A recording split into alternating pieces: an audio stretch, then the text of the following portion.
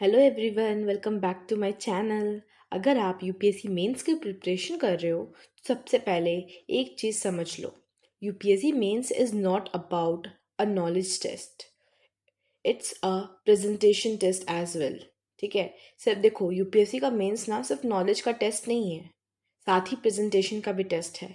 इसमें ये आपको पता चलता है कि आप अपना आंसर कैसे प्रेजेंट करते हो। एग्जामिनर आपका आपका आंसर किस तरह देखता है, किस पॉइंट ऑफ व्यू से देखता है, कैसे समझता है और कैसे चेक करता है। ठीक है, बहुत सारे स्टूडेंट सोचते हैं कि अगर उन्होंने लक्ष्मीकांत, स्पेक्ट्रम या एनसीईआरटी पढ़ ली तो उनके मार्क्स ऑटोमेटिकली आ जाएंगे, लेकिन रियलिटी इससे कंप्लीट डिफरेंट है। ठीक है, आप लोग अगर सिर्फ बुक्स रीड करोगे ना तो आप लोग आंसर लिख नहीं पाओगे, बहुत प्रॉब्लम होगी उससे। ठीक है, ऐसा होता नहीं है। तो यूपीएससी एग्जामिनर आपके दिमाग के अंदर नहीं देख सकता, उसके पास सिर्फ आपकी आंसर शीट होती है। जो आप लिखोगे वही आपका नॉलेज माना जाएगा। ठीक है, इसलिए हम कहते हैं knowledge gets you into the exam hall, but answer writing gets you the marks. I am repeating this thing. Knowledge gets you into the exam hall, but answer writing gets you the marks. Okay, remember this. अब देखते हैं examiner क्या check करता है। सबसे पहले examiner check करता है अंडरस्टैंडिंग। अभी मैंने बोला ना, यूपीएससी मेंस एक डिस्क्रिप्टिव एग्जाम है। ठीक है, आपको 7 से 8 मिनट में सारे आंसर्स लगभग लिखने होते हैं। एक आंसर, सॉरी, सारे आंसर नहीं, 7 से 8 मिनट में आपको एक आंसर लिखने होते हैं। और एग्जामिनर आपका चेक क्या करता है? अंडरस्टैंडिंग, स्ट्रक्चर, एनालिसिस, प्रेजेंटेशन और कंक्लूजन। अंडरस्टैंडिंग में क्या है? सबसे पहले यहाँ पे एग्जामिनर देखता है कि क्या आपने क्वेश्चन को सही समझा है या नहीं। कई बार स्टूडेंट्स पूरा चैप्टर लिख देते हैं, लेकिन जो पूछा गया है उसका आंसर नहीं देते हैं। एग्जाम्पल से समझते हैं। क्वेश्चन पूछता है discuss the causes of urban flooding. ठीक है, अगर मान लो क्वेश्चन पूछा है discuss the causes of urban flooding. अब और स्टूडेंट्स शुरू हो जाता है क्लाइमेट चेंज का पूरा चैप्टर लिखने। ठीक है, तो पूरा चैप्टर लिख के कुछ नहीं होगा। ठीक है, एग्जामिनर सोचेगा कि नॉलेज है लेकिन क्वेश्चन नहीं समझा, है कि नहीं? यही समझेगा ना एग्जामिनर। देखो क्वेश्चन क्या पूछा, discuss the causes of urban flooding. Urban flooding का कॉजेज पूछ रहा है, आप लिख क्या रहे हो? Climate change. एग्जामिनर देखेगा तो क्या सोचेगा कि आपने क्वेश्चन, आपके पास नॉलेज पूरा है लेकिन आपने क्वेश्चन को समझा नहीं है। तो यही समझेगा ना। ठीक है, अब नेक्स्ट पॉइंट है स्ट्रक्चर। स्ट्रक्चर का मतलब है आंसर कितना ऑर्गेनाइज्ड है। ठीक है, अगर आंसर में इंट्रोडक्शन, बॉडी और कंक्लूजन है, हेडिंग्स है, तो एग्जामिनर को पढ़ने में आसानी होती है। ठीक है, आपको इंट्रोडक्शन का अलग पैराग्राफ, बॉडी के लिए आपको अलग से पैराग्राफ स्टार्ट करना, कंक्लूजन को आपको नीचे लिखना है। ये नहीं कि एक ही पैराग्राफ में सब भर के लिख दिए, ऐसे एग्जामिनर समझेगा नहीं ना कि इंट्रोडक्शन क्या है, बॉडी क्या है, कंक्लूजन क्या है। अगर सब कुछ एक ही पैराग्राफ में लिख दिया जाएगा तो आंसर बोरिंग लगता है और मार्क्स कम हो जाते हैं, क्योंकि एग्जामिनर को समझ ही नहीं आएगा। ठीक है, थर्ड आता है एनालिसिस। यूपीएससी फैक्चुअल नॉलेज नहीं, एनालिटिकल थिंकिंग चेक करता है। ठीक है, नॉलेज का टेस्ट हर जगह चेक नहीं होता। आपका थिंकिंग, आप कैसा सोचते हो, आप कैसा प्रेजेंट करते हो, ये चेकिंग होता है यूपीएससी का मेंस का आंसर में। आपको सिर्फ व्हाट नहीं बताना होता, आपको बताना होता है व्हाई, हाउ, इम्पैक्ट्स, चैलेंजेस और सॉल्यूशंस। ये एनालिटिकल अप्रोच है। ठीक है, आपको बताना होता है कंक्लूजन में वे फॉरवर्ड। ठीक है, अब आता है नेक्स्ट, वो है प्रेजेंटेशन। प्रेजेंटेशन का मतलब है ड्राइंग नहीं, ये नहीं कि आपको ड्राइंग बनाना है, ड्राइंग नहीं बनाना है।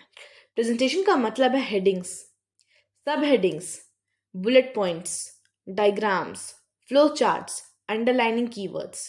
आपको आपको मतलब देखो, हेडिंग जो होता है, सब हेडिंग होता है, आपको उसको बॉक्स में लिखना है ताकि वो कॉपी खोलते ही एग्जामिनर उस पॉइंट को देखे कि आपने, हाँ, क्वेश्चन में ये पूछा था, इस बच्चे ने वो पॉइंट एक्सप्लेन किया है, मार्क्स मिलेगा।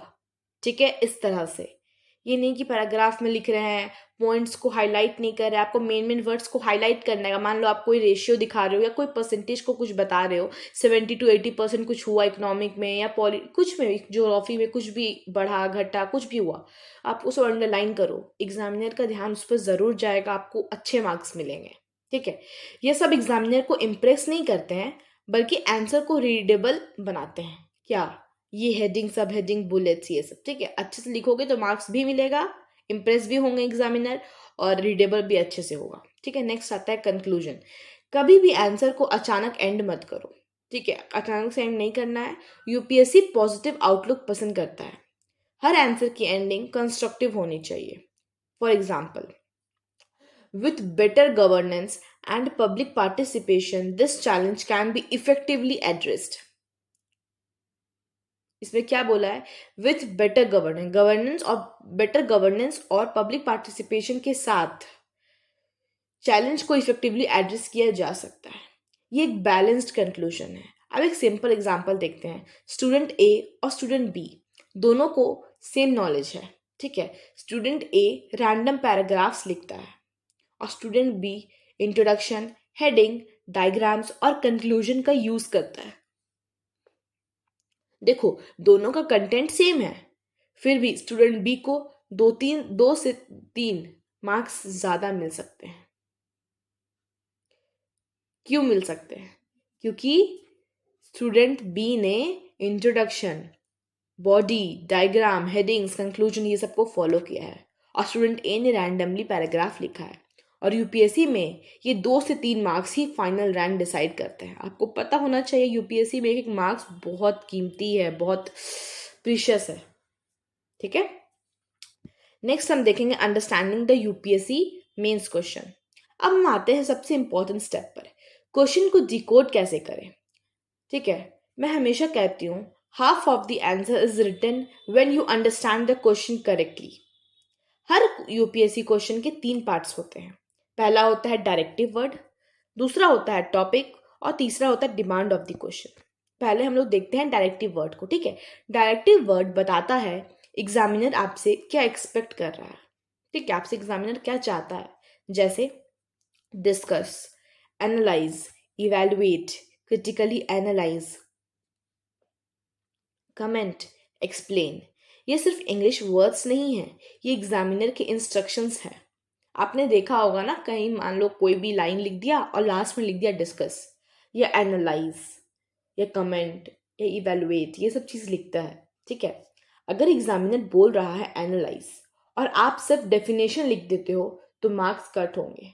आपको पता होना चाहिए कि एनालाइज में क्या लिखना है, इवेलुएट में क्या लिखना है, डिस्कस में क्या लिखना है। ठीक है, ये सब मैं आगे डिस्कस करूंगी, आप देखना। ओके, लेक्चर में पूरा बने रहो, लेक्चर को लाइक, शेयर, सब्सक्राइब करो, अपने यूपीएससी एस्पिरेंट्स और फ्रेंड्स के साथ शेयर करो। बहुत इंफॉर्मेटिव वीडियो है ये। ठीक है, ये हो गया। नेक्स्ट हम पढ़ेंगे टॉपिक। क्वेश्चन का कोर सब्जेक्ट क्या है? क्या है? टॉपिक। किस टॉपिक से क्या क्वेश्चन आया, उस टॉपिक को लिखना है हमें। एग्जाम्पल से समझते हैं। Discuss the impact of climate change on Indian agriculture. यहाँ टॉपिक है climate change plus Indian agriculture. देखो, 2 टॉपिक है, आपको इम्पैक्ट बताना है क्लाइमेट चेंज का, कहाँ पे? इंडियन एग्रीकल्चर पे। ठीक है, अगर आप वर्ल्ड एग्रीकल्चर लिखने लग जाओगे तो आंसर इररिलेवेंट हो जाएगा ना। आपको इंडियन एग्रीकल्चर बोल रहा है, अब आप वर्ल्ड एग्रीकल्चर लिखोगे तो ये इररिलेवेंट हो जाएगा, इसका कोई यूज ही नहीं है। ठीक है, नेक्स्ट आता है डिमांड ऑफ द क्वेश्चन। ये सबसे इंपॉर्टेंट पार्ट है। खुद से पूछो एग्जामिनर एग्जैक्टली क्या पूछ रहा है।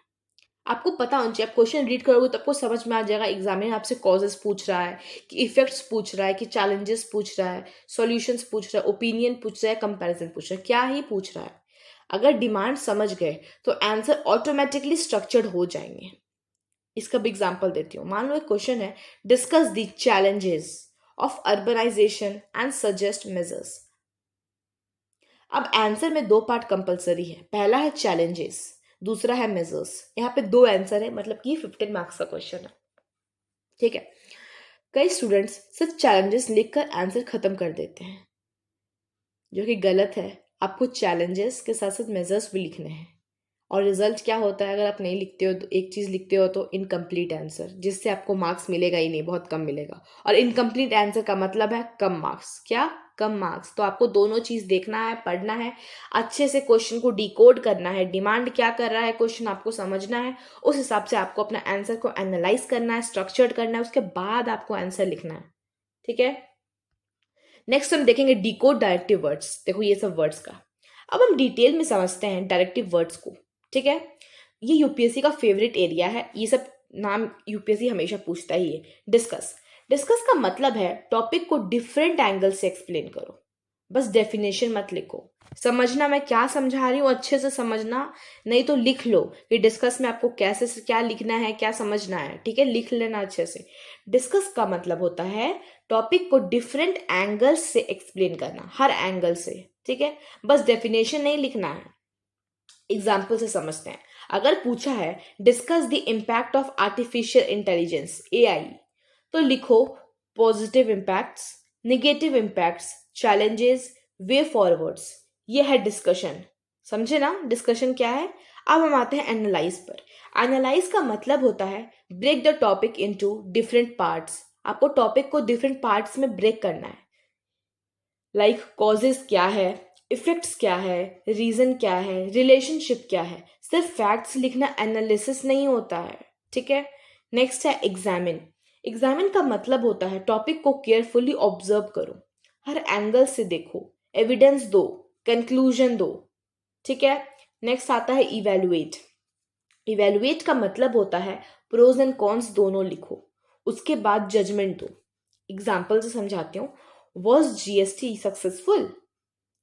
पहले अचीवमेंट्स, फिर लिमिटेशंस। जीएसटी का आपको अचीवमेंट्स लिखना है, लिमिटेशंस लिखना है। ठीक है, लास्ट में अपनी बैलेंस्ड जजमेंट, जो कि आपका कंक्लूजन होगा, आपको वो देना है। ठीक है। फिर आता है क्रिटिकली एनालाइज। यूपीएससी, ये यूपीएससी का फेवरेट डायरेक्टिव है।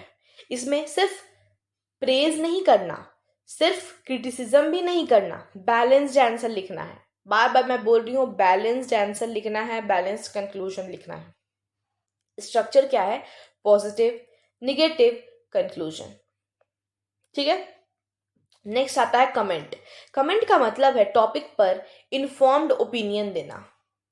ओपिनियन इमोशनल नहीं होना चाहिए, एविडेंस बेस्ड होना चाहिए। क्या? इमोशनल नहीं होना चाहिए, ओपिनियन एविडेंस बेस्ड होना चाहिए। ठीक है। लास्ट आता है एक्सप्लेन। एक्सप्लेन का मतलब है कंसेप्ट को सिंपल और लॉजिकल लैंग्वेज में क्लियर करना।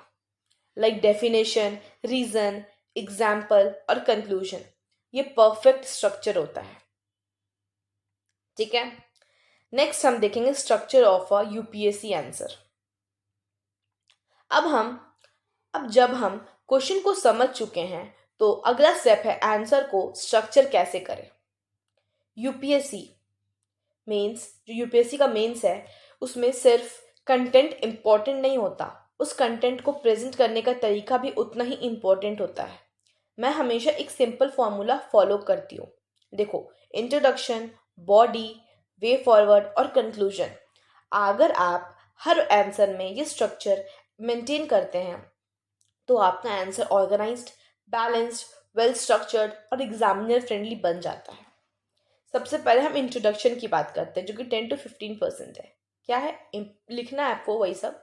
सबसे पहले हम बात करते हैं इंट्रोडक्शन की। अभी मैंने बोला ना, इंट्रोडक्शन का पर्पस है, क्या पर्पस है? एग्जामिनर को बताना कि आप क्वेश्चन को समझ चुके हैं। समझे ना, आप क्वेश्चन को समझ चुके हैं। इसलिए इंट्रोडक्शन बहुत लंबा नहीं होना चाहिए।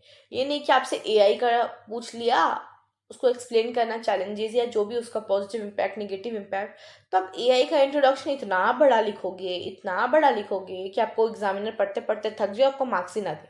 ऐसा नहीं होता, ऐसे आपको लिखना भी नहीं है। इसलिए इंट्रोडक्शन ज़्यादा लंबा नहीं होना चाहिए। अगर आपके पास 150 वर्ड्स का आंसर है, जो कि 10 मार्क्स का क्वेश्चन होता है, तो इंट्रोडक्शन लगभग 20 to 25 वर्ड्स का ही होना चाहिए। समझ लो, 20 से 25 वर्ड ही लिखने हैं इंट्रोडक्शन में। अगर 10 मार्क्स का क्वेश्चन है तो आपको 20 से 25 वर्ड्स ऐसे चुन के लिखने हैं जो अच्छे हो। ठीक है, 20 से 25 वर्ड्स में वो कंप्लीट हो जाए, 10 से 15% ही आपको लिखना है मतलब। ठीक है। और अगर 250 वर्ड्स का आंसर है, जो कि 15 मार्क्स का क्वेश्चन होता है, आपको 30 से 40 वर्ड्स लिखने हैं। इससे ज्यादा नहीं करना, क्योंकि ये एनफ है। इससे ज्यादा करोगे तो फिर बॉडी में वर्ड्स कम करना पड़ेगा, ठीक है। यहाँ एक कॉमन मिस्टेक होती है बहुत सारे स्टूडेंट्स से। बहुत सारे स्टूडेंट्स आधा पेज का इंट्रोडक्शन में ही भर देते हैं। बिल्कुल नहीं, ये नहीं करना है। इसका रिजल्ट क्या होगा? बॉडी के लिए स्पेस और टाइम दोनों कम पड़ जाता है, ठीक है। देखो, अभी मैंने बोला ना, यूपीएससी सिर्फ और सिर्फ टाइम का एग्जाम है। यूपीएससी में टाइम बहुत ही प्रीशियस है। आपको सोच समझ के टाइम का यूज करना है। आपको सिर्फ हर आंसर के लिए 7 मिनट ही मिल रहे हैं। 7 मिनट में आपको इंट्रोडक्शन, बॉडी और कंक्लूजन सब लिखना है, क्वेश्चन पढ़ना है, समझना भी है, ठीक है। तो आपको सोच समझ के लिखना है और अपना टाइम को बचाना है जितना हो सके। आपको इंट्रोडक्शन छोटा लिखना है, बाकी जगह बॉडी के लिए बचाना है, ठीक है। नेक्स्ट, रिमेंबर करो एक चीज, सोचो समझो। Introduction is like the trailer of a movie, ठीक है। इंट्रोडक्शन एक ट्रेलर की है, मूवी के ट्रेलर की तरह है। ट्रेलर छोटा और इंटरेस्टिंग होता है। पूरी मूवी ट्रेलर में नहीं दिखाई जाती। पता है ना, आप लोग आज के जेंजी हो, ठीक है। जेंजी हो या फिर पहले के भी हो, कोई दिक्कत नहीं है। अभी आप लोग मूवी देखने जाते हो थिएटर में, पीवीआर में, आइनॉक्स में, जहाँ पे भी, वहां पर आप लोग उस मूवी देखने से पहले आप लोग उसका ट्रेलर देखते हो, मूवी कैसी है। तो ट्रेलर में सब कुछ दिखाया नहीं जाता ना, मूवी में सब पता चलता है। तो उसी की तरह आपको इंट्रोडक्शन में सिर्फ और सिर्फ इंटरेस्टिंग चीजें लिखनी है, बाकी आपको सब कुछ बॉडी में लिखना है, ठीक है। अब बात करते हैं बॉडी की। इंट्रोडक्शन में बहुत हो गया, अब देखो बॉडी में। अब आता है आंसर का सबसे इंपॉर्टेंट पार्ट, जो कि है बॉडी, जो 70 to 80% कवर करेगा आपके नॉलेज का। यहीं पर आप एग्जामिनर को क्वेश्चन का एक्चुअल आंसर देते हो, ठीक है। अगर क्वेश्चन कॉजेस पूछ रहा है तो कॉजेस लिखो। ये नहीं कि कॉजेस की जगह पे आप इम्पैक्ट्स, चैलेंजेस लिख रहे हो। अगर इम्पैक्ट्स पूछ रहा है तो इम्पैक्ट्स लिखो, और अगर चैलेंजेस और सॉल्यूशंस दोनों पूछ रहे हैं तो दोनों कवर करो। बॉडी में हेडिंग्स और सब हेडिंग्स का यूज करो, like example causes, impacts, challenges, government initiatives और सॉल्यूशंस। इससे आंसर बहुत नीट और रीडेबल लगता है, ठीक है। नेक्स्ट हम देखेंगे वे फॉरवर्ड। वे फॉरवर्ड का मतलब है फ्यूचर में क्या किया जा सकता है, ठीक है। देखो, आप लोग यूपीएससी एस्पिरेंट हो, यूपीएससी का मेंस लिख रहे हो, आपको पता होना चाहिए हर टॉपिक का वे फॉरवर्ड क्या होगा, फ्यूचर में उसका क्या यूज होगा, क्या मतलब हो सकता है उसका, ठीक है, फ्यूचर में। यूपीएससी को सॉल्यूशन ओरिएंटेड आंसर्स पसंद आते हैं, ठीक है। सिर्फ प्रॉब्लम्स बताना एनफ नहीं होता, आपको प्रैक्टिकल सॉल्यूशंस भी देना चाहिए। Like example, better policy implementation, public awareness, technology adoption, community participation और कोऑपरेटिव फेडरलिज्म। ये पॉइंट्स आंसर को मेच्योर बनाते हैं, ठीक है। लास्ट आता है कंक्लूजन, जो कि 10% आपको लिखना होता है। सबसे लास्ट पार्ट है कंक्लूजन, ये लास्ट पार्ट है, ठीक है। कभी भी आंसर को अचानक एंड नहीं करना है। अब मैंने फिर से वापस रिपीट कर रही हूँ, कभी भी आंसर को अचानक से एंड नहीं करना है। कंक्लूजन हमेशा होपफुल, बैलेंस्ड और फॉरवर्ड लुकिंग होना चाहिए, ठीक है। अभी मैंने कहा ना, फ्यूचर ओरिएंटेड होना चाहिए। Like example, with effective governance, technological innovation and active citizen participation, India can successfully India can successfully address this challenge. ऐसा कंक्लूजन एग्जामिनर पर पॉजिटिव इंप्रेशन छोड़ता है। एक गोल्डन रूल आप लोग याद रखना, ठीक है, मैं बता रही हूँ। इंट्रोडक्शन बताता है आप क्या लिखने वाले हो, ठीक है। बॉडी बताता है आपको कितना नॉलेज है, और कंक्लूजन कंक्लूजन बताता है आपका विजन क्या है, आप फ्यूचर के लिए क्या सोचते हो उस क्वेश्चन के पर्सपेक्टिव से, ठीक है। नेक्स्ट हम देखेंगे राइटिंग द इंट्रोडक्शन। अब सवाल आता है इंट्रोडक्शन लिखे कैसे। अब मैम आपने तो सब कुछ बता दिया कि कैसे लिखना है, डिस्कस, डायरेक्टिव वर्ड, सब कुछ बता दिया। इंट्रोडक्शन, बॉडी, कंक्लूजन, कैसे लिखना है, क्या लिखना है। अब लेकिन लिखना कैसे है, आपने तो ये बताया ही नहीं। तो चलो अब ये समझते हैं कि इंट्रोडक्शन कैसे लिखना कैसे है। कई स्टूडेंट्स आंसर शुरू नहीं कर पाते हैं। उन्हें लगता है इंट्रोडक्शन बहुत डिफिकल्ट होता है। एक्चुअली में इंट्रोडक्शन लिखने का बहुत सिंपल मेथड्स है। देखो, इंट्रोडक्शन लिखने के काफी सारे मेथड्स हैं, आप कुछ भी फॉलो कर सकते हो। पहला मेथड है डेफिनेशन। सबसे इजी मेथड है डेफिनेशन से स्टार्ट करना। लाइक एग्जांपल क्वेश्चन है कि डिस्कस अर्बन फ्लडिंग। इंट्रोडक्शन में आप लिख सकते हो urban flooding refers to the temporary inundation of urban areas due to excessive rainfall and inadequate drainage system। Simple, clear और रेलिवेंट आंसर है। नहीं, मैं ये नहीं बोल रही हूँ कि आप यही इंट्रोडक्शन छाप देना, आप अपना बना के लिख सकते हो।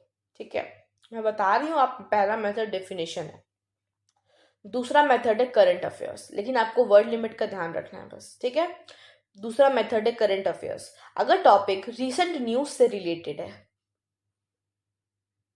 क्या रीसेंट न्यूज, तो करंट अफेयर्स से स्टार्ट कर सॉरी तो करंट अफेयर्स से आप स्टार्ट कर सकते हो। Like example, the frequent flooding witnessed in cities like Bengaluru and Chennai has highlighted the growing challenges of urban flooding in India। ये इंट्रोडक्शन एग्जामिनर को बताता है कि आप करंट अफेयर्स से अपडेटेड हो। ठीक है, थर्ड मेथड है रिपोर्ट। अगर किसी रेप्यूटेटेड रिपोर्ट का डेटा या ऑब्जर्वेशन याद है, उसे मेंशन कर दो। ठीक है, रिपोर्ट्स जैसे कि क्या होना चाहिए, नीति आयोग का रिपोर्ट, आईपीसीसी का report, world bank, UNDP, NCRB. ठीक है, अब एग्जाम्पल समझो। ऐसे आप लिख सकते हो क्वेश्चन के आंसर को इंट्रोडक्शन में। According to IPCC, climate change has increased the frequency of extreme rainfall events. ये आंसर को क्रेडिबिलिटी देता है। ठीक है, हर मेथड को अच्छे से समझो, कैसे मैं बता रही हूँ, क्या मैं एक्सप्लेन कर रही हूँ। अब मेथड 4 क्या है, कॉन्स्टिट्यूशनल आर्टिकल। पॉलिटी के क्वेश्चन में कॉन्स्टिट्यूशन का रेफरेंस बहुत स्ट्रॉन्ग इंट्रोडक्शन बन सकता है। Like example, article 21 which guarantees the right to life, which has been interpreted to include the right to live with dignity and a clean environment। ये concise और impactful introduction है। Next है fact. ये ये एक ऑथेंटिक स्टैटिस्टिक भी answer को strong बनाता है। ये एक ऑथेंटिक स्टैटिस्टिक भी आंसर को स्ट्रॉन्ग बनाता है। फैक्ट और डेटा की बात कर रही हूँ। Like example, India is home to nearly 18% of the world's population but has only about 4% of the world's freshwater resources। इससे आंसर फैक्ट बेस्ड बनता है। देखो, आपको ये फैक्ट और डेटा मेंशन करना है, आप करो, कोई दिक्कत नहीं है, लेकिन ये फैक्ट और डेटा गलत नहीं होने चाहिए। ये 18% जो मैंने कहा ना, ये ऐसा नहीं कि आप 25, 30 ये सब लिख रहे हो, नहीं। आपको फैक्ट पता है तो ही आप लिखना, ऐसे आप कुछ भी मत लिखना। ठीक है, इससे आंसर फैक्ट बेस्ड बनता भी मैंने बोला। ठीक है, नेक्स्ट है मेथड है कमिटी रिकमेंडेशन।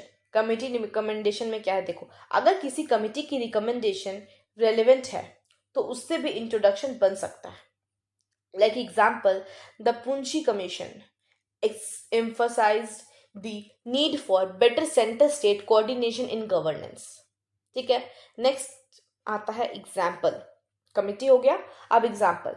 कभी कभी रियल लाइफ एग्जाम्पल्स भी बेस्ट इंट्रोडक्शन होते हैं। Like example, the Joshimath land subsidence incident has raised serious concerns regarding unplanned development in ecological fragile regions.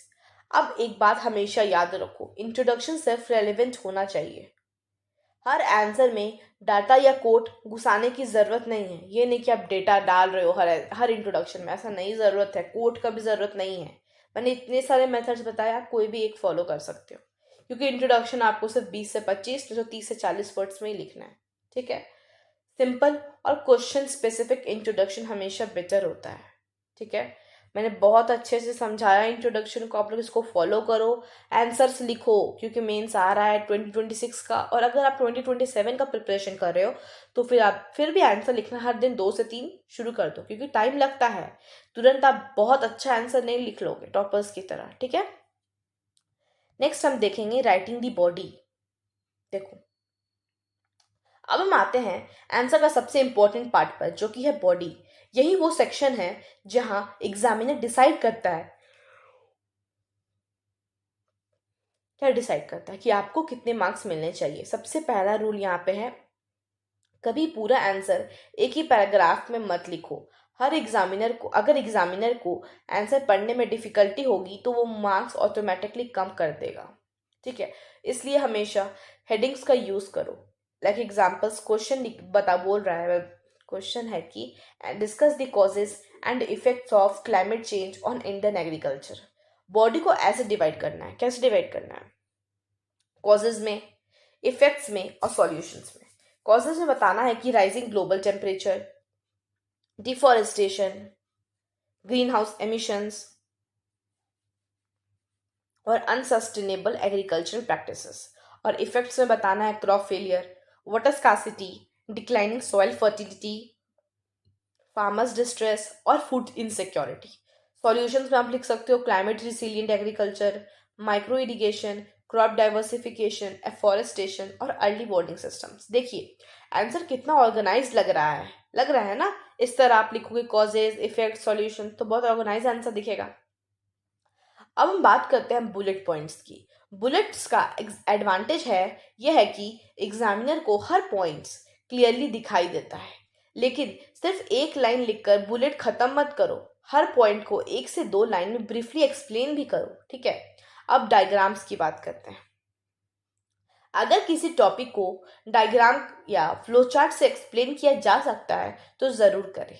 Like example climate change, arrow बना के आप लिख सकते हो इरेगुलर रेनफॉल, फिर एरो बना के आप लिख सकते हो क्रॉप फेलियर, फिर एरो बना के आप लिख सकते हो फार्मर डिस्ट्रेस, फिर आप लिख सकते हो फूड सिक्योरिटी इश्यूज।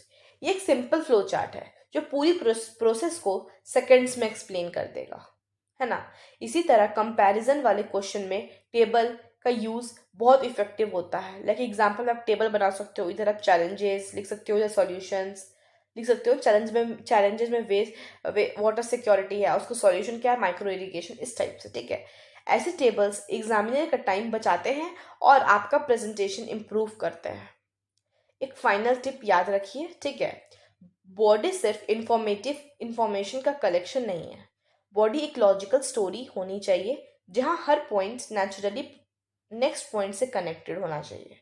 जब आपका आंसर स्ट्रक्चर्ड, बैलेंस्ड और इजी टू रीड होता है तब एग्जामिनर को अच्छा इंप्रेशन मिलता है और स्कोरिंग की प्रोबेबिलिटी बढ़ जाती है, ठीक है? नेक्स्ट हम देखेंगे यूज वैल्यू एडिशन। अब हमने आंसर का स्ट्रक्चर और बॉडी लिखना सीख लिया है, लेकिन एक सवाल आता है, सेम कंटेंट होने के बाद भी कुछ स्टूडेंट्स को ज्यादा मार्क्स क्यों मिलते हैं? इसका जवाब है वैल्यू एडिशन। वैल्यू एडिशन का मतलब होता है आंसर में ऐसी ऑथेंटिक और रेलेवेंट इंफॉर्मेशन ऐड करना जो एग्जामिनर को दिखाए कि आपकी प्रेजेंटेशन स्टैंडर्ड बुक्स से आगे भी है, ठीक है? आपको बुक से रट्टू तोता नहीं बनना है, बुक से कॉपी नहीं करना है, आपको अपना दिमाग लगाना है। लेकिन याद रखना है कि वैल्यू एडिशन का मतलब आंसर को अननेसेसरी फैक्ट से भर देना नहीं है, सिर्फ वही चीजें लिखे जो क्वेश्चन से डायरेक्टली रिलेटेड हो। पहला है गवर्नमेंट स्कीम्स। अगर क्वेश्चन किसी social issue, economy, agriculture, health या इन्वायरमेंट से रिलेटेड है तो रेलेवेंट गवर्नमेंट स्कीम्स मेंशन कर सकते हैं। लाइक एग्जांपल अगर क्वेश्चन न्यूट्रिशन पर है तो पोषण अभियान या मिड डे मील स्कीम का मेंशन एंड आंसर को स्ट्रॉन्गर बना सकता है। एग्जामिनर को लगता है कि आप थ्योरी के साथ प्रैक्टिकल गवर्नेंस भी समझते हैं। नेक्स्ट है कॉन्स्टिट्यूशनल आर्टिकल। पॉलिटी और गवर्नेंस के क्वेश्चंस में कॉन्स्टिट्यूशन का रेफरेंस आंसर को क्रेडिबिलिटी देता है। लाइक एग्जाम्पल अगर इन्वायरमेंट और लाइफ की बात हो तो आर्टिकल 21 का रेफरेंस दिया जा सकता है। अगर पंचायती राज की बात हो तो पार्ट 9 मेंशन कर सकते हो, लेकिन सिर्फ आर्टिकल नंबर याद करके हर आंसर में मत लिखिए, रिलेवेंस सबसे इंपॉर्टेंट है। फिर आता है सुप्रीम कोर्ट जजमेंट्स। कभी कभी इंपॉर्टेंट जजमेंट्स आंसर को एनालिटिकल बना देते हैं। Like example privacy, environment, fundamental rights या गवर्नमेंट के क्वेश्चंस में रेलेवेंट जजमेंट्स का शॉर्ट रेफरेंस दिया जा सकता है। ये बताता है कि आप लीगल पर्सपेक्टिव भी समझते हैं।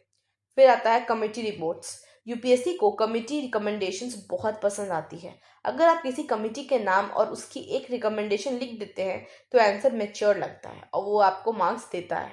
फिर आता है सस्टेनेबल डेवलपमेंट गोल्स, एसडीजीज। आज के टाइम में डेवलपमेंट से रिलेटेड बहुत सारे क्वेश्चंस एसडीजी से कनेक्ट किए जा सकते हैं। लाइक एग्जाम्पल एजुकेशन SDG 4 में आता है, जेंडर इक्वलिटी SDG 5 में आता है, क्लाइमेट एक्शन SDG 13 में आता है। ये इंटरनेशनल पर्सपेक्टिव ऐड करता है। फिर आता है नीति आयोग। नीति आयोग की रिपोर्ट्स और रिकमेंडेशंस पॉलिसी ओरिएंटेड आंसर को वैल्यू ऐड करती है। लाइक फिर आता है example, real life examples answer को मेमोरेबल बनाते हैं। एग्जाम्पल क्या है देखो, वाटर कंजर्वेशन के क्वेश्चंस में राजस्थान के ट्रेडिशनल वाटर हार्वेस्टिंग सिस्टम्स या चेन्नई के रेन वाटर हार्वेस्टिंग इनिशिएटिव्स का रेफरेंस दिया जा सकता है। एग्जाम्पल आंसर को थ्योरी से प्रैक्टिकल बनाता है। फिर आता है फैक्ट्स और डेटा। अगर ऑथेंटिक डेटा या स्टेटिस्टिक याद है तो यूज जरूर करिए। मैंने अभी बोला ना, कोई भी डेटा गलत नहीं होना चाहिए, लेकिन फेक या अप्रोक्सीमेट डेटा कभी मत लिखना, ठीक है। अगर एग्जैक्ट नंबर याद नहीं है तो जनरल स्टेटमेंट लिखना बेटर है। अब मैं एक गोल्डन टिप देती हूँ, टिप्स याद रखना, बहुत इंपॉर्टेंट टिप्स दे रही हूँ। मैं हमेशा स्टूडेंट को बोलती हूँ कि content gives you marks but value addition helps you to score above average more marks, ठीक है। अगर हर आंसर में 1 से 2 रेलिवेंट वैल्यू एडिशन है तो आपके मार्क्स ग्रेजुअली इंप्रूव होने लगते हैं, ठीक है। नेक्स्ट हम देखेंगे improve presentation, how to improve presentation. अब एक बहुत इंपॉर्टेंट पॉइंट है, कई स्टूडेंट्स बोलते हैं सर या मैम, मैम मेरा कंटेंट अच्छा है, मैम मेरा कंटेंट अच्छा था, फिर भी मार्क्स कम आए। रीज़न अक्सर कंटेंट नहीं प्रेजेंटेशन होता है, समझो।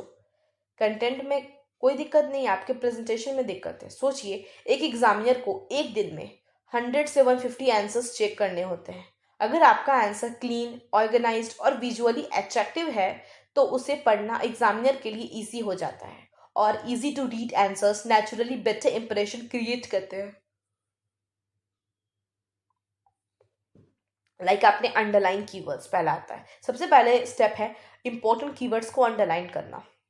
लेकिन पूरी लाइन अंडरलाइन मत करना, ये नहीं कि आपने पूरी लाइन ही अंडरलाइन कर दी, सिर्फ इंपॉर्टेंट वर्ड्स को अंडरलाइन और हाईलाइट करना है। जैसे क्लाइमेट चेंज हो गया, अर्बनाइजेशन हो गया, फूड सिक्योरिटी हो गया, कोऑपरेटिव फेडरलिज्म हो गया। इससे एग्जामिनर की नज़र डायरेक्टली उस इंपॉर्टेंट कॉन्सेप्ट्स पर जाती है। फिर आता है हेडिंग। हेडिंग्स आंसर को सेक्शंस में डिवाइड करती हैं। किसमें? सेक्शंस में डिवाइड करते हैं। एग्जामिनर को तुरंत समझ आ जाता है कि आंसर की किस डायरेक्शन में जा रहा है। फिर आता है फ्लो चार्ट्स। फ्लो चार्ट्स आपको तभी यूज करना है जब किसी प्रोसेस को एक्सप्लेन करना हो। Like example, population growth which leads to resource pressure which also leads to environmental degradation which also leads to at last climate change. एक फ्लो चार्ट कभी कभी 5 से 6 लाइन का काम 1 सेकेंड्स में कर देता है, ठीक है। फिर आता है माइंड मैप्स। अगर क्वेश्चन मल्टी डायमेंशनल है तो माइंड मैप्स बहुत यूजफुल होते हैं। सेंटर में टॉपिक लिखो, ठीक है, क्या सेंटर में टॉपिक लिखो, उसके अराउंड डिफरेंट डायमेंशंस एक्सप्लेन करो, ठीक है। लाइक एग्जांपल, विमेन एम्पावरमेंट लिखो सेंटर में, और साइड साइड में लाइन बना के आप इसका education, health, economy, politics, social change, political change सब आप लिख सकते हो। इससे आंसर कॉम्प्रिहेंसिव लगता है। फिर आता है diagram. Geography, environment, disaster management और एग्रीकल्चर जैसे सब्जेक्ट्स में सिंपल डायग्राम बहुत इफेक्टिव होते हैं। आर्टिस्ट बनने की जरूरत नहीं है, ये नहीं कि आप अपना कला दिखा रहे हो, आर्टिस्ट बन गए हो पूरा, ये नहीं करना। सिंपल, नीट और लेबल्ड डायग्राम एनफ है, ठीक है। फिर आता है टेबल। कंपैरिजन वाले क्वेश्चंस में टेबल बेस्ट ऑप्शन होते हैं। क्या होते हैं? बेस्ट ऑप्शन होते हैं। लाइक एग्जाम्पल, एक तरफ आप एडवांटेजेस लिख सकते हो टेबल के और दूसरी तरफ डिसएडवांटेजेस। एग्जामिनर को कंपैरिजन इंस्टेंटली समझ आ जाता है, ठीक है। प्रेजेंटेशन का मतलब है डेकोरेशन नहीं करना, ठीक है। अभी मैंने बोला ना, अपना आर्टिस्टिक वर्ड नहीं दिखाना है, ठीक है। प्रेजेंटेशन का मतलब है एग्जामिनर का टाइम बचाना, ठीक है। वो जल्दी आपका कॉपी चेक करे अच्छे से, बस। जितना इजीली एग्जामिनर आपका आंसर समझेगा उतनी ही अच्छी स्कोरिंग की पॉसिबिलिटी होती है, ठीक है। अब देखते हैं फ्लो चार्ट से एग्जाम्पल को समझते हैं। देखो, यहाँ लिखा है ना, climate change, irregular rainfall, crop failure, farmer distress, food security issues और गवर्नमेंट इंटरवेंशन। अब हम देखते हैं कि फ्लो चार्ट प्रैक्टिकली आंसर में कैसे यूज करते हैं। मान लीजिए क्वेश्चन है, explain the impact of climate change और इंडियन एग्रीकल्चर। अगर आप सिर्फ पैराग्राफ्स लिखेंगे तो एग्जामिनर को पूरी चेन समझने में टाइम लगेगा। लेकिन अगर आप एक ही सिंपल फ्लो चार्ट बना देते हो, ये वाला जो मेरे स्क्रीन पे भी दिख रहा है, क्लाइमेट चेंज वाला, ठीक है, तो पूरी कॉज एंड इफेक्ट रिलेशनशिप एक ही नज़र में क्लियर हो जाती है। अब इस फ्लो चार्ट को एक्सप्लेन भी करना है तो क्लाइमेट चेंज की वजह से रेनफॉल पैटर्न इरेगुलर हो जाता है, कभी एक्सेसिव रेन होती है, कभी ड्रॉट आते हैं, इस वजह से क्रॉप डैमेज होती है और प्रोडक्शन कम हो जाते हैं। जब क्रॉप फेलियर होता है तो हम फार्मर्स की इनकम गिरती है और उन पर फाइनेंशियल प्रेशर बढ़ता है। इसका इम्पैक्ट सिर्फ फार्मर्स तक लिमिटेड नहीं रहता, नेशनल फूड सिक्योरिटी भी अफेक्ट होती है। इसलिए गवर्नमेंट को इंटरवेंशन करना पड़ता है, जैसे crop insurance, climate resilient farming, irrigation support और अर्ली वार्निंग सिस्टम्स। देखिए, मैंने एक सिंपल फ्लो चार्ट से पूरी आंसर को कितना लॉजिकल और इजी टू अंडरस्टैंड बनाया। मैंने पूरा एक पैराग्राफ ये फ्लो चार्ट में सब कुछ एक्सप्लेन कर दिया और नीचे मैंने सब कुछ डिकोड भी कर दिया, है ना। फ्लो चार्ट तभी बनाइए जब उससे एक्सप्लेनेशन और क्लियरिटी इंप्रूव हो। हर आंसर में फ्लो चार्ट बनाना जरूरी नहीं है, ये नहीं कि आपके पास 20 क्वेश्चन है आप सब में फ्लो चार्ट बनाए जा रहे हो, ये नहीं करना है। जिसमें जरूरत है उसी में बनाना है। लेकिन जहां प्रोसेस, सीक्वेंस या कॉज एंड इफेक्ट रिलेशनशिप हो, वहां फ्लो चार्ट आपके आंसर को एवरेज से एक्सीलेंट बना सकता है, ठीक है। नेक्स्ट हम देखेंगे how to write a good conclusion. अब हम आते हैं आंसर के लास्ट और बहुत इंपॉर्टेंट पार्ट पर, जो कि है कंक्लूजन। बहुत सारे स्टूडेंट्स पूरा आंसर अच्छा लिखते हैं लेकिन लास्ट में सिर्फ एक लाइन लिख देते हैं या आंसर को अचानक खत्म कर देते हैं। ये बहुत कॉमन मिस्टेक है जो बहुत लोग करते हैं। आपको याद रखना है कि फर्स्ट इंप्रेशन इंट्रोडक्शन से बनता है लेकिन लास्ट इंप्रेशन कंक्लूजन से बनता है। बोलता है ना फर्स्ट इंप्रेशन से लास्ट इंप्रेशन, लेकिन नहीं, फर्स्ट इंप्रेशन इंट्रोडक्शन से बनेगा और आपका लास्ट इंट्रोडक्शन इंट्रोडक्शन से नहीं कंक्लूजन से बनेगा। एग्जामिनर जब आपका आंसर फिनिश करता है तो उसके माइंड में आपकी लास्ट लाइन ही रह जाती है, इसलिए कंक्लूजन हमेशा पॉजिटिव, बैलेंस्ड और फ्यूचर ओरिएंटेड होना चाहिए। देखो, कंक्लूजन का पर्पस क्या है? कंक्लूजन का काम है पूरे आंसर को समराइज करना और एक कंस्ट्रक्टिव डायरेक्शन देना। आपको प्रॉब्लम को रिपीट नहीं करना है, आपको बताना है कि आगे का रास्ता क्या हो सकता है। इसलिए हम वे फॉरवर्ड कहते हैं, इसलिए हम कंक्लूजन को वे फॉरवर्ड भी कहते हैं। पहला है इसमें वे फॉरवर्ड, एक्सप्लेन करती हूँ, ठीक है। वे फॉरवर्ड का मतलब है प्रैक्टिकल सॉल्यूशंस। अभी मैंने कहा ना प्रैक्टिकल सॉल्यूशंस। एग्जांपल, अगर क्वेश्चन पॉल्यूशन पर है तो कंक्लूजन हो सकता है a combination of stricter enforcement, public awareness and cleaner technologies can significantly reduce pollution while ensuring sustainable development. ये पॉजिटिव भी है और रियलिस्टिक भी है, ठीक है। नेक्स्ट है सस्टेनेबल डेवलपमेंट। आज के यूपीएससी क्वेश्चन में सस्टेनेबल डेवलपमेंट एक रिकरिंग थीम है। अगर रेलेवेंट हो तो कंक्लूड कर सकते हैं कि डेवलपमेंट और इन्वायरमेंटल प्रोटेक्शन दोनों साथ साथ चलने चाहिए। फिर आता है इंक्लूसिव ग्रोथ। इंक्लूसिव ग्रोथ का मतलब है डेवलपमेंट का बेनिफिट सोसाइटी के हर सेक्शन तक पहुंचे, ठीक है, पहुंचाना या पहुंचे। अगर इकोनॉमी, एजुकेशन, हेल्थ या सोशल जस्टिस का क्वेश्चन हो तो ये फ्रेज बहुत यूजफुल होता है, ठीक है। फिर आता है कोऑपरेटिव फेडरलिज्म। अगर सेंटर स्टेट रिलेशनशिप या गवर्नेंस का क्वेश्चन हो तो कंक्लूड कर सकते हैं कि सेंटर और स्टेट के बीच बेटर कोऑर्डिनेशन से पॉलिसी इंप्लीमेंटेशन और इफेक्टिव हो सकती है। फिर आता है टेक्नोलॉजी। आज के टाइम में टेक्नोलॉजी ऑलमोस्ट हर सेक्टर का सॉल्यूशन बन चुकी है। एग्रीकल्चर हो, हेल्थ हो, एजुकेशन हो या गवर्नेंस, टेक्नोलॉजी का बैलेंस यूज आंसर को मॉडर्न पर्सपेक्टिव देता है। फिर आता है पब्लिक पार्टिसिपेशन। गवर्नमेंट अकेली हर प्रॉब्लम सॉल्व नहीं कर सकती है, ठीक है। सिटीजन्स का पार्टिसिपेशन भी इक्वली इंपॉर्टेंट है। इसलिए पब्लिक अवेयरनेस और कम्युनिटी पार्टिसिपेशन को कंक्लूजन में मेंशन करना एक स्ट्रॉन्ग पॉइंट होता है। एग्जाम्पल बताती हूँ कंक्लूजन का आप कैसे लिख सकते हो। With effective governance, technological innovation, cooperative federalism and active public participation, India can overcome these challenges and achieve inclusive and sustainable development. देखिए, ये इस कंक्लूजन में ऑप्टिमिज्म भी है, बैलेंस भी है और फ्यूचर विजन भी है। कभी कभी कंक्लूजन में नए आर्ग्यूमेंट्स मत इंट्रोड्यूस करना, ठीक है, नहीं करना है। जो आंसर में डिस्कस किया है उसी को पॉजिटिव नोट पर रैप अप कर दो, कंक्लूजन ख़त्म कर दो। ठीक है, अब आता है टाइम मैनेजमेंट। बहुत सारे स्टूडेंट्स आंसर लिखना सीख जाते हैं, इंट्रोडक्शन लिखना सीख गए, बॉडी लिखना सीख गए, कंक्लूजन लिखना सीख गए, लेकिन टाइम मैनेजमेंट नहीं कर पाते, टाइम मैनेज नहीं कर पाते हैं। बहुत सारे स्टूडेंट्स ना 10 मार्क्स का क्वेश्चन 7 मिनट में नहीं लिख पाते, उन्हें 10 मिनट, 12 मिनट, 15 मिनट लग जाता है। लेकिन ऐसा नहीं, आपको टाइम मैनेजमेंट अच्छे से करना है। देखो, अब बात करते हैं एक ऐसी चीज़ की जो बहुत स्टूडेंट्स इग्नोर कर देते हैं, जो कि है टाइम मैनेजमेंट। यूपीएससी मेन सिर्फ नॉलेज का एग्ज़ाम नहीं है, यह स्पीड और डिसिप्लिन का भी एग्ज़ाम है।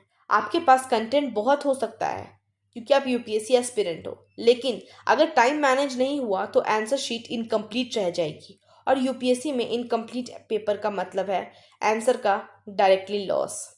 देखो, पहले आप बात करते हैं 10 मार्क्स क्वेश्चन की। 10 मार्क्स के क्वेश्चन के लिए अप्रॉक्सीमेटली 10 मार्क्स के क्वेश्चन के लिए अप्रॉक्सीमेटली 7 मिनट, 7 मिनट्स स्पेंड करिए। इसमें सोचना भी है, लिखना भी है और कंक्लूड करना, सब करना है, सब कुछ इंक्लूडेड है। ठीक है, अगर एक ही क्वेश्चन में आप 10 से 12 मिनट लगा दोगे तो बाकी आंसर्स के लिए टाइम कम पड़ जाएंगे ना, क्योंकि आपको 20 क्वेश्चंस लिखने हैं। अब बात करते हैं 15 मार्क्स के क्वेश्चन की। 15 मार्क्स, 15 मार्क्स के आंसर के अराउंड आपको 11 मिनट्स लगाने हैं। एनफ होता है, ये बहुत ही एनफ है। ठीक है, यहाँ थोड़ा डिटेल में लिखना होता है, लेकिन अननेसेसरी एक्सप्लेनेशन से बचना है आपको। ठीक है, अब देखो टाइम डिवाइड कैसे करें। मान लीजिए 7 मिनट्स का क्वेश्चन है, 7 मिनट्स का आंसर है, सॉरी 7 मिनट्स का आंसर है। 30 to 40 सेकेंड्स आप क्वेश्चन समझने और पॉइंट सोचने में लगा सकते हैं। 1 मिनट आप इंट्रोडक्शन और बेसिक स्ट्रक्चर करिए, 5 मिनट में आप मेन बॉडी लिखिए और 30 से 40 सेकेंड में आपको कंक्लूजन और क्विक रिवीजन करना है। इस तरह आप पैनिक की जगह प्लानिंग के साथ लिखेंगे। ठीक है, ये प्लानिंग मैंने बताया है, आप इसको प्रेफर कर सकते हो। ठीक है, 30 से 40 सेकेंड में आप क्वेश्चन को समझना है और पॉइंट सोचना है, 40 सेकेंड में ही। ठीक है, 1 मिनट में आपको जल्दी जल्दी इंट्रोडक्शन लिख लेना है। 5 मिनट आपको बॉडी के लिए मिल रहा है, आप बॉडी लिखो उसमें, और 30 से 40 सेकेंड में फटाफट कंक्लूजन लिखो और फटाफट से रिवीजन करके उस क्वेश्चन को कंप्लीट करके और आगे बढ़ना है नेक्स्ट क्वेश्चन में। ठीक है, सिर्फ पढ़ना एनफ नहीं है, रोज आंसर राइटिंग प्रैक्टिस करना है। ठीक है, और वीक में कम से कम एक बार 3 आवर सिमुलेशन में 20 क्वेश्चंस सॉल्व करिए। मतलब एक वीक में आपको एक सेट सॉल्व करना है। एक सेट सॉल्व करना मतलब कोई भी GS1 का 20 क्वेश्चंस बनाना है, GS2 बना रहे हो। इससे आपकी राइटिंग स्पीड, स्टेमिना और टाइम मैनेजमेंट इंप्रूव होगा। ठीक है, एग्जाम हॉल में परफेक्शन के पीछे मत भागिए। टारगेट होना चाहिए complete paper with good quality answers. UPSC में कंप्लीटेड आंसर जनरली, देखो यूपीएससी में completed paper generally incomplete paper से ज़्यादा स्कोर करता है। ठीक है, नेक्स्ट हम देखेंगे कॉमन मिस्टेक्स जो हर बच्चे, हर यूपीएससी एस्पिरेंट करते हो। अवॉइड दीज मिस्टेक्स, आपको ये सब मिस्टेक्स नहीं करने हैं। देखो क्या, long introduction, no conclusion, only paragraphs, repetition, no heading, ignoring directive words, poor handwriting. अब हम उन मिस्टेक्स की बात करते हैं जो बहुत सारे एस्पिरेंट्स बार बार रिपीट करते हैं। अगर आप सिर्फ इन मिस्टेक्स को अवॉइड कर लेते हैं तो आपके मार्क्स नेचुरली इंप्रूव हो सकते हैं। पहला है लॉन्ग इंट्रोडक्शन। अभी मैंने बोला ना, कई स्टूडेंट्स इंट्रोडक्शन में ही आधा आंसर लिख देते हैं। रिमेंबर, इंट्रोडक्शन का काम सिर्फ आंसर की डायरेक्शन बताना है, पूरा कंटेंट बॉडी में आना चाहिए। ठीक है, फिर आता है conclusion, sorry no conclusion. Answer को सडनली एंड मत नहीं करना है, मत करना है, नहीं करना है। ठीक है, हर आंसर का एक प्रॉपर कंक्लूजन होना चाहिए, चाहे सिर्फ 2-3 लाइन का ही क्यों ना हो, लेकिन कंक्लूजन होना ही चाहिए। ओनली पैराग्राफ्स, पूरा आंसर एक पैराग्राफ में लिखना एग्जामिनर के लिए डिफिकल्ट हो सकता है। यूज हेडिंग्स, बुलेट्स और स्पेसिंग। प्रेजेंटेशन भी मार्क्स का पार्ट होती है। फिर आता है रिपीटेशन।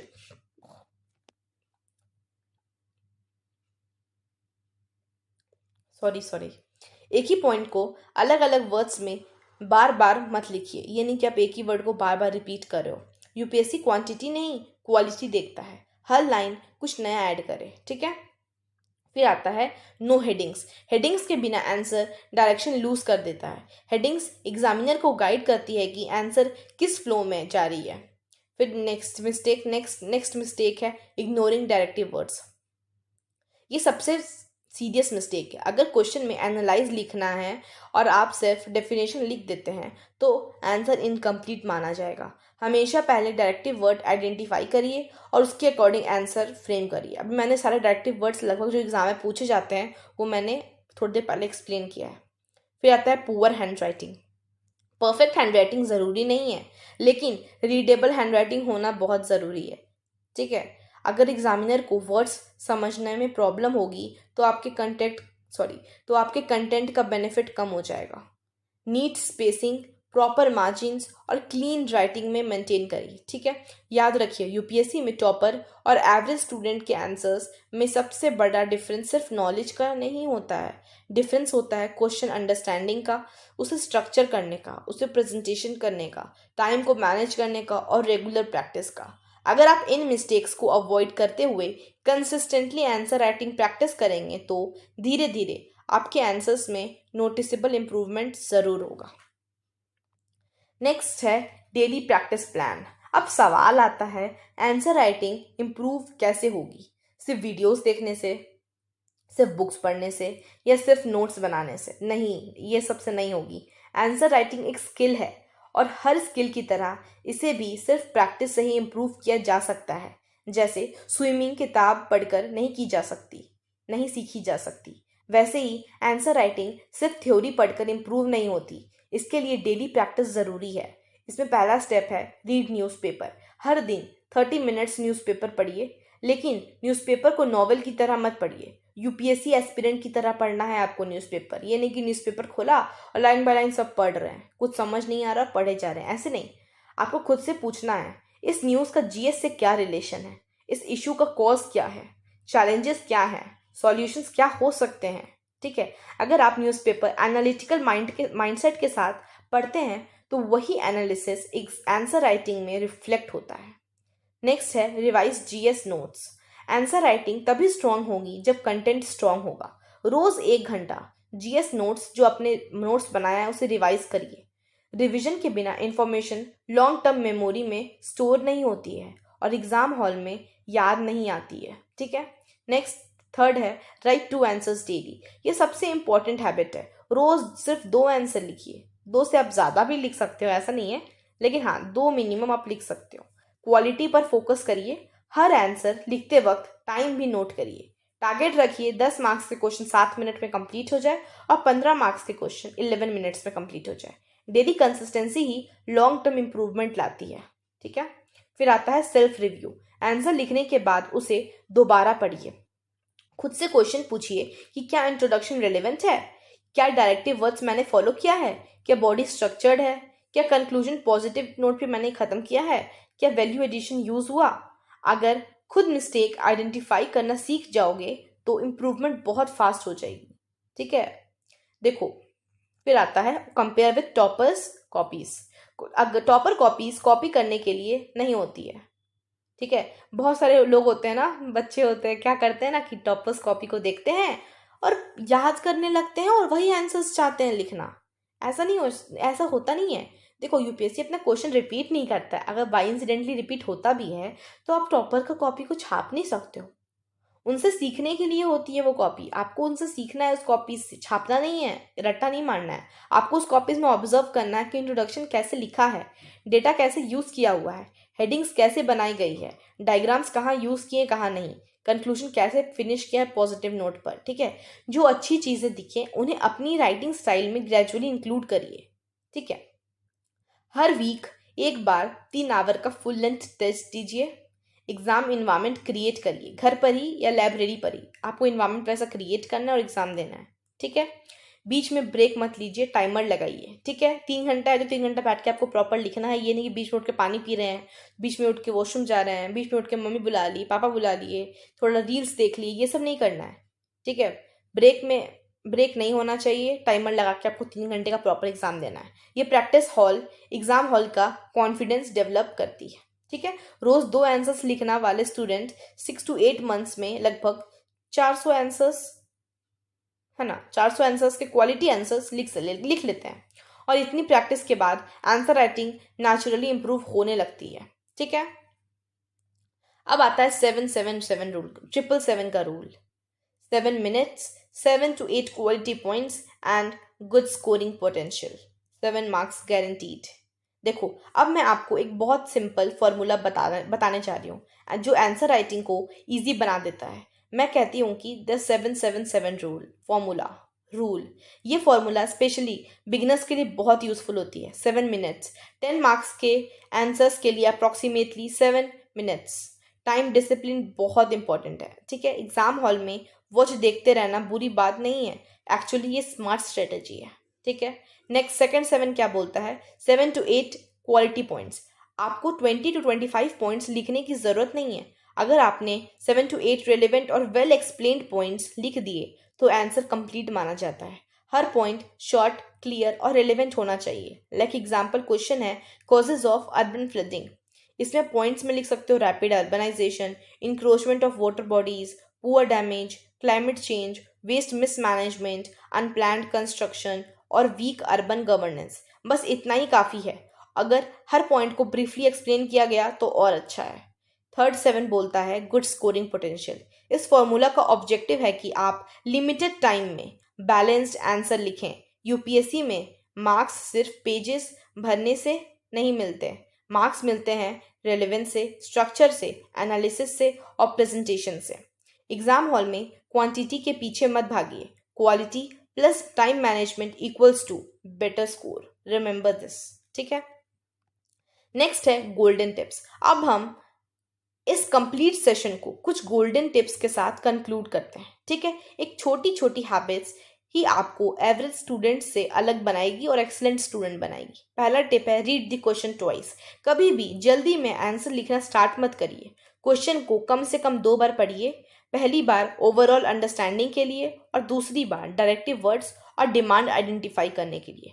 30 to 40 सेकेंड्स का इन्वेस्टमेंट आपको गलत आंसर लिखने से बचा सकता है. ठीक है, सेकंड टिप है थिंक बिफोर राइटिंग. पेन चलाने से पहले दिमाग चलाइए. ये नहीं कि पेन फटाफट चला दिए कुछ भी लिख दिए. नहीं, 10 से 15 सेकंड में आंसर का रफ स्ट्रक्चर सोचिए. इंट्रोडक्शन क्या होगा, बॉडी में कितनी हेडिंग्स होनी चाहिए, कंक्लूजन कैसे फिनिश करें. ये प्लानिंग आंसर को लॉजिकल बनाती है. देखो, मैं बहुत सारी चीज़ अच्छे से बता रही हूँ, समझो. ठीक है, थर्ड टिप है keep the answer balanced. UPSC को एक्सट्रीम ओपिनियन पसंद नहीं है. अगर किसी इशू को कोई इशू अगर पॉजिटिव है तो नेगेटिव भी लिखिए. दोनों चीज आपको लिखना है, पॉजिटिव भी और नेगेटिव भी. और एंड में बैलेंस जजमेंट दीजिए. ठीक है, यही मैच्योर आंसर राइटिंग है. फोर्थ टिप है use examples. Real life examples answer को इंटरेस्टिंग और ऑथेंटिक बना देते हैं. लेकिन सिर्फ रेलिवेंट एग्जाम्पल्स ही यूज नहीं करना. हर आंसर में जबरदस्ती एग्जाम्पल मत डालिए. जहां पर जरूरत है वहीं पे डालिए. फिफ्थ टिप है राइट नीटली. ब्यूटीफुल हैंडराइटिंग ज़रूरी नहीं है, लेकिन रीडेबल हैंडराइटिंग होना ज़रूरी है. प्रॉपर स्पेसिंग, क्लीन हेडिंग और अंडरलाइंड कीवर्ड्स एग्जामिनर के लिए आंसर को कंफर्टेबल बना देते हैं. लास्ट टिप है प्रैक्टिस कंसिस्टेंटली. ये सबसे इंपॉर्टेंट टिप है. एक दिन में 20 आंसर्स लिखने से बेटर है कि रोज़ 2 आंसर लिखें, या 2 से ज़्यादा भी आप लिख सकते हो. कंसिस्टेंसी ही सक्सेस का सीक्रेट है. ठीक है, देखो दोस्तों, एस्पिरेंट्स, फ्रेंड्स, सब कुछ बोलती हूँ. यूपीएससी मेंस एक मैराथन है, स्प्रिंट नहीं. आंसर राइटिंग कोई टैलेंट नहीं है, ये एक स्किल है. और हर स्किल की तरह इसे भी प्रैक्टिस के साथ डेवलप किया जा सकता है. शुरुआत में हो सकता है आपके आंसर्स एवरेज लगे, एवरेज नहीं बिलो एवरेज हो, आपको कुछ समझ नहीं आए कैसे लिखे क्या लिखे. आप इस वीडियो को देखो, पूरा देखो, अच्छे से समझो मैंने क्या क्या चीज़ एक्सप्लेन किया है. लाइन बाय लाइन आप समझो सारे डायरेक्टिव वर्ड्स कैसे लिखना है, इंट्रोडक्शन कैसे आप फ्रेम कर सकते हो, बॉडी में क्या लिखना है, कंक्लूजन कैसे फिनिश करना है. सब कुछ देखो और फिर लिखो. पता है वीडियो देखने के बाद भी आप बहुत अच्छा आंसर नहीं लिखोगे. टॉपर्स की कॉपी को देखो, वो लोग क्या अलग लिखते हैं, बस वो सब आपको एनालाइज करना है और कुछ नहीं. फिर आपको आंसर लिखना है अपने नॉलेज के साथ. ठीक है, टाइम ज़्यादा लगेगा. ठीक है, कंटेंट कम लगेगा. ठीक है, लेकिन आपको लिखना है. लेकिन अगर आप रोज़ लिखेंगे, रिव्यू करेंगे और इम्प्रूव करेंगे तो कुछ ही महीनों में आप खुद अपनी प्रोग्रेस देख पाओगे. ठीक है, हमेशा याद रखो यूपीएससी में सिर्फ वो नहीं जीतता जिसे सब कुछ आता है, बल्कि वो जीतता है जो जानता है उस लिमिटेड टाइम में एग्जामिनर की एक्सपेक्टेशंस के हिसाब से सबसे अच्छे तरीके से प्रेजेंटेशन करना है. ठीक है। देखो, यूपीएससी मानते हैं नॉलेज का एग्जाम है, लेकिन साथ ही प्रेजेंटेशन का भी एग्जाम है। आपको आंसर अपने ऐसे लिखना है, इस तरह प्रेजेंट करना है कि एग्जामिनर आपके आंसर से इंप्रेस हो, समझे क्लियरली, आपको आंसर को वो समझ पाए और मार्क्स दे। ठीक है, आपको अच्छे से लिखना है आंसर। देखो, जो लोग 2026 का यूपीएससी मेंस लिख रहे हैं, उन लोग अगर ये वीडियो देख रहे हैं वो लोग, तो all the best for your UPSC mains preparation. Answer लिखो और बहुत अच्छा परफॉर्म करो यूपीएससी मेंस में, ताकि आप इंटरव्यू में सेलेक्ट हो जाओ। और 2027 वालों, आप आंसर लिखना शुरू कर दो, ज़्यादा टाइम नहीं बचा है। ठीक है, अगर आपको ये वीडियो इन्फॉर्मेटिव लगी हो तो वीडियो को लाइक करें, शेयर करें और अपने फ्रेंड्स के साथ शेयर ज़रूर करें। ठीक है, और चैनल को सब्सक्राइब करना बिल्कुल ना भूलें। ठीक है, thank you for watching and all the best for your UPSC mains preparation. Jai Hind, see you in the next video.